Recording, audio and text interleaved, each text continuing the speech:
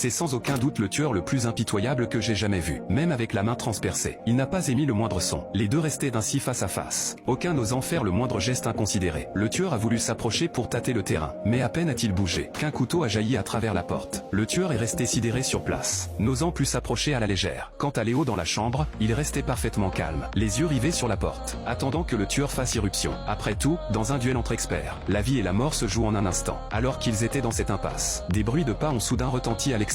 L'atmosphère tendue s'est brisée en un instant. C'était un policier qui entrait, sans remarquer du tout que le tueur s'était caché derrière la porte. Cependant, alors que Léo discutait avec le policier, le tueur a osé pousser la porte pour attaquer par surprise. Léo a aussitôt fait signe au policier du regard, quelqu'un était derrière lui. Mais quand le policier s'est retourné, le tueur avait disparu sans laisser de traces. Le tueur qui s'était échappé est allé uriner dans une ruelle. Furieux de son échec, il a délibérément éclaboussé les chaussures d'un homme à côté pour le provoquer. L'homme allait s'emporter, mais la seconde d'après.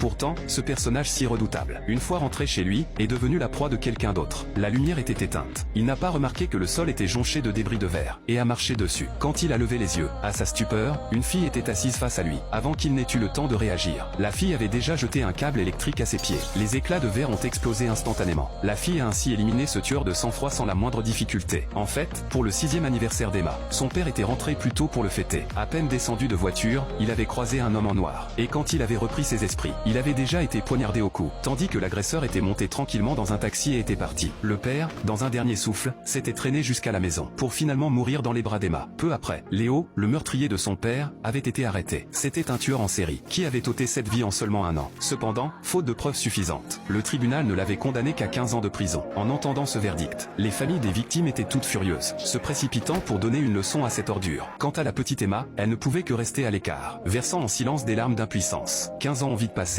et Emma est devenue adulte. Pendant toutes ces années, elle n'avait jamais renoncé à se venger de Léo. Cependant, au fil de son enquête, elle a découvert que dans l'affaire des meurtres en série d'il y a 15 ans, il y avait en réalité 2 tueurs. Celui qui n'avait pas été arrêté était précisément le tueur de sang-froid du début. Dans le même temps, Léo a également été libéré après avoir purgé sa peine. Ce jour-là, Emma l'avait attendu pendant 15 ans. Elle a donc piégé et éliminé le tueur, puis a placé son cadavre dans la chambre de Léo. Profitant de la stupeur de Léo, Emma a soudain surgi par derrière, a enroulé une chaîne autour du cou de Léo et l'a étranglé jusqu'à l'évanouissement, puis a fait venir la police, faisant porter parfaitement le crime sur Léo. Cependant, alors qu'Emma pensait avoir réussi sa vengeance, Léo s'est échappé contre toute attente, et s'est retrouvé devant la porte d'Emma.